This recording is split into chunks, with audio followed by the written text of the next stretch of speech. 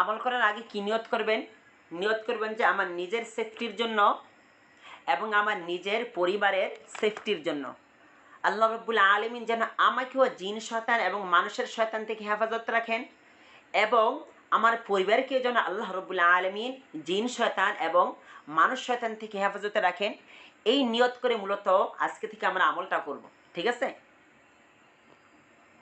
তারপরে এই নিয়ত করে যদি আপনি ধারাবাহিকভাবে এই সকাল সন্ধ্যার যে আমলগুলো আমি শিখাবো, এগুলো যদি টানা প্রতিদিন এভাবে করতে থাকেন, তাহলে এতে করে জানেন কী লাভ হয়? এতে করে অনেক লাভ। এতে করে জিন জাতির ভিতর আপনার একটা পরিচিতি লাভ হয়। জিনরা আপনাকে চিনতে পারবে।